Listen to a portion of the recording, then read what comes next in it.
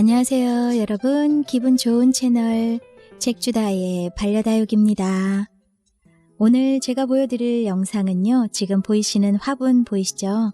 이렇게 빈 화분들을 직원들이요, 이제 소문이 났나봐요. 제가 다육이 매니아고 다육이 좋아한다는 소문이 하나 둘씩 소문이 나더니 집에서 키우던 다육이가 죽으면 이렇게 빈 화분을 갖다 주신답니다. 그래서 이제 내가 이쁜 다육이를 심어다 줄까? 그러면 아니라고, 그냥 키우시라고 이렇게 화분을 주시네요.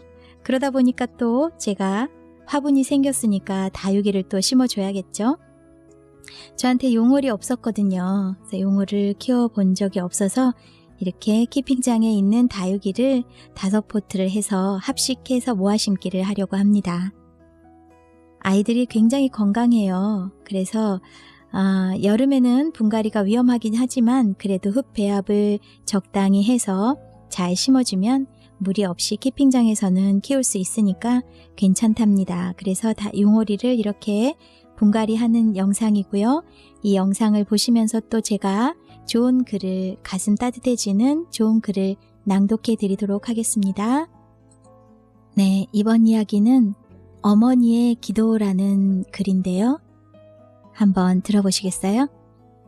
총탄이 빗발치듯 날아드는 전쟁터에서 병사 한 명이 총에 맞아 쓰러졌습니다. 총에 맞은 병사는 고통에 몸부림치고 있었지만 아무도 그 병사를 구하러 달려가지 못하고 있었습니다. 적들이 쏟아내는 맹렬한 사격과 포격에 참호 밖으로 머리를 내미는 것도 힘겨운 판국이었습니다. 그런데 자신의 손목시계를 빤히 쳐다보던 병사 한 명이 벌떡 일어나 다친 병사가 있는 곳으로 거침없이 달려갔습니다. 부상자에게 뛰어가는 병사를 본 다른 병사들은 안타깝게 소리쳤습니다. 그만둬! 잘못하면 너도 죽을지 몰라! 하지만 망설임 없이 부상자에게 달려간 병사는 조금도 주저하지 않고 부상자를 둘러엎고 있는 힘을 다해 달려서 아군 진지로 무사히 돌아왔습니다. 전투가 마무리된 후 지휘관이 부상자를 구출한 병사를 불러 물었습니다. 자네는 전투 중에 왜 시계를 보고서 병사에게 달려갔는가? 그러자 병사는 대답했습니다. 예, 제가 전쟁터에 나가려고 할 때 어머니께서 제게 말씀하셨습니다. 매일 12시가 되면 저를 위해 기도를 하겠다고요. 그러니 저보고 안심하고 다녀오라고 했습니다. 그리고 제가 시계를 보았을 때가 바로 12시였습니다. 병사는 어머니의 기도와 마음을 믿고 총알이 빗받치는 가운데 목숨을 걸고 동료를 구하러 갔던 것입니다. 큰 위기 앞에 주저하지 않고 앞으로 달려나갈 수 있는 사람은 누구나 마음속에 굳건한 믿음을 가지고 있습니다. 그 믿음은 스스로 정한 소신과 신념일 수도 있고 뜨거운 신앙심으로 엮은 믿음일 수도 있고 누군가의 사랑이 전한 마음의 믿음일 수도 있습니다. 당신이 사랑하는 사람에게 전하는 그 마음이 세상 무엇보다 굳건한 믿음과 희망이 될 수 있는 것입니다. 네, 이 글의 명언은 신념을 가진 사람 한 명의 힘은 관심만 가지고 있는 사람 99명의 힘과 같다. 존 스튜어트 밀. 네, 여러분 어떠세요? 이 글이? 네, 저는 이 글을 읽으면서 한 가지 느꼈는데요. 저희 친정엄마도 시골에서 혼자 계시고 그리고 미국에 있는 언니도 신앙심이 깊으신데요. 그래서 매번 톡을 하거나 연락을 할 때마다 이쪽에 한국에 있는 가족들을 위해서 매일매일 기도하신다고 하더라고요.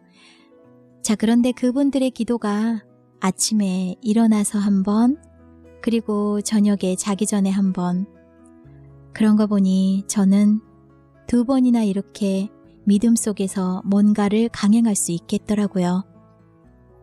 여러분, 누군가를 위해 마음속에서 기도를 해준다는 건 굉장히 큰 힘이 될 수 있다는 사실을 이 글을 통해서 다시 한번 느꼈습니다.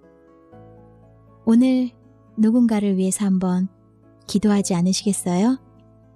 네, 일단 우리 용오리는 제가 검정 포트에서 꺼내서 하나씩 정리를 했고요. 그리고 이제 심어주려고 합니다. 네, 이렇게 굵은 마사를 깔아주고요. 그리고 흑배합은 조금 더 상토의 비율을 낮추고요. 그리고 가는 마사토를 많이 섞어줬답니다. 이렇게 5포트를 한번 합식을 해보도록 할게요. 자, 화면 보시면서 또 한편의 다른 글도 들려드리겠습니다. 엄마의 화장품. 제 방 침대에 아무렇게나 던져놓은 이불이나 방바닥에 내팽겨치진 옷가지들은 언제나 저절로 정리되어 있습니다. 참 신기한 일입니다. 실증이 나서 방치한 물건, 치우지 않은 쓰레기, 쓰레기통 주변에 대충 던져놓은 빈 화장품통까지 언제나 저절로 치워져 있습니다. 사실 엄마가 저 대신에 청소해주고 있습니다. 그걸 알면서도 항상 먼저 하지 못하는 저는 참 못된 딸인 것 같습니다. 그런데 우연히 부모님의 방에서 엄마의 파우치를 보고 이런 철없는 생각이 바뀌었습니다. 엄마의 화장품 파우치에는 제가 사용하다가 마음에 들지 않거나 다 썼다고 내버리던 화장품들이 들어있었습니다.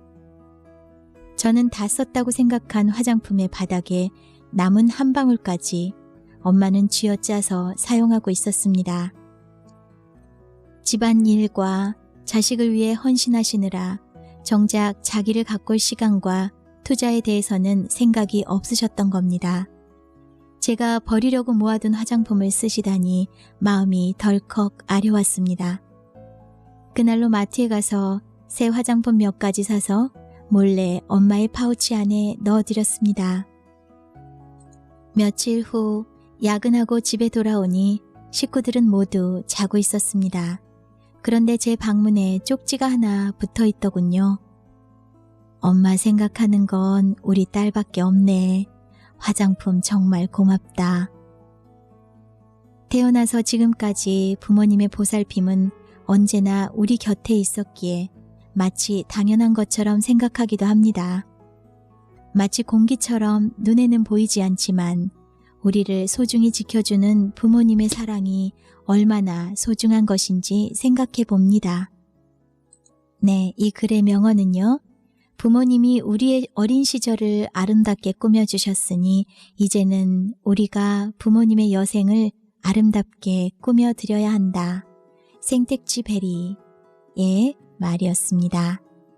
자, 여러분 어떠신가요? 오늘은 우리 엄마에 대한 사연을 한번 받아보면 어떨까 싶은데요. 저는 이런 말씀을 드려서 좀 그런데 어릴 때 부모님들이 새벽 장을 하셨어요. 그래서 항상 이제 언니와 제가 막내다 보니까 언니들하고도 오빠들하고도 나이 차이가 많았어요.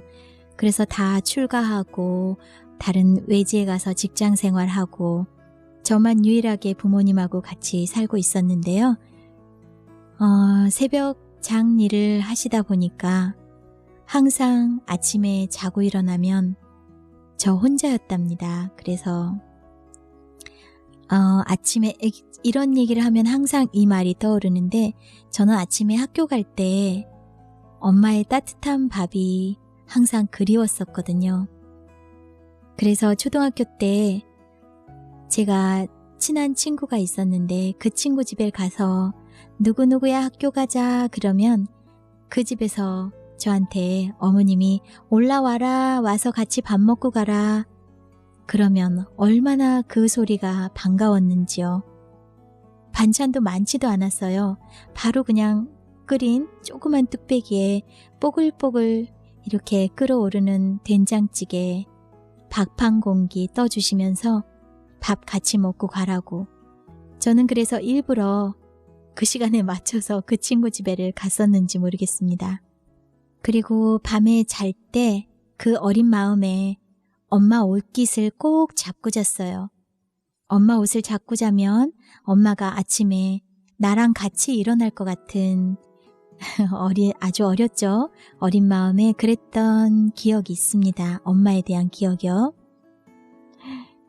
근데 지금은 이제 혼자이시기 때문에 자식들하고 안 있고 혼자 계시는 게 편하다고 하셔서 지금은 시골에 혼자 계시는 저희 엄마 얘기였습니다. 건강하게 잘 지내고 계세요. 네, 그래서 제가 우리 애들은 어떻게든 아침에 꼭 따뜻한 밥을 먹이려고 저의 어린 시절에 그렇게 바라고 바랬던 그런 일들을 지금 그렇게 하고 있답니다. 무조건 아침 밥은 먹고 학교 가야 된다고. 제가 그래서 반찬은 많이 안 해도 따뜻한 국하고 밥 한 그릇에 이렇게 준비를 해서 아이들 밥을 먹여서 학교를 보냈고요. 큰 아이 대학생인데 그렇게 해서 보냈었고요. 그리고 지금 둘째 아이는 고등학생인데 우리 둘째도 처음에는 안 먹는다고 했던 아이가 이제 아침에 혹시라도 제가 국을 못 끓이면 뭐라는지 아세요? 엄마 뭐 떠먹을 거 없어요? 이래요. 네, 그래서 이번엔 엄마와의 추억 이야기, 엄마에게 하고 싶은 말, 그리고 너무 제가 못되게 굴어서 죄송해요. 아니면 엄마 오래오래 건강하세요. 라든가 얼마든지 좋으니까요. 엄마에 대한 기억, 추억을 한번 또 소환해 보시면 어떨까요? 네, 댓글에 많이 참여해 주시고요. 이번에는 꼼꼼하게 챙겨서 한 분도 빠짐없이 사연을 낭독해 보도록 하겠습니다. 네, 이렇게 용월이 지금 분갈이가 거의 맞춰졌고요. 이 아이들 이쪽에서 봐도 볼 수 있고 저쪽에서 봐도 볼 수 있게 이렇게 수영을 잘 맞춰서 심어줬다고 생각하는데요. 안에도 이렇게 마사토를 넣어서 촘촘히 해줬습니다. 뿌리가 다치지 않게 살짝살짝 집게로 고정을 해주고요. 분갈이 하는 과정에서 잎장이 한 3개 정도 떨어졌어요. 그 아이들은 또 잎꽂이로 키워볼게요. 그리고 다음 시간에는 제가 잎꽂이 했던 아이들, 그 아이들 화분에 심는 영상도 준비하겠습니다. 잎꽂이를 하면 어느 정도 성장을 하게 되면 자기 잎에 있는 잎은 다 말라 비틀어지고요. 새롭게 나온 자구들이 뿌리가 아주 왕성하게 달려있죠. 그러면 그 아이들은 다시 화분에다가 심어줘야 좋거든요. 네, 용월이 잘 심어진 것 같죠? 네, 책주다 영상은 오늘 여기서 마치도록 하겠습니다. 또 많은 사연 기대하겠습니다. 항상 여러분께 기분 좋게 다가가는 채널이 되도록 노력하겠습니다. 감사합니다. 이 시간 이후에도 행복하십시오. 구독과 좋아요 부탁드리겠습니다.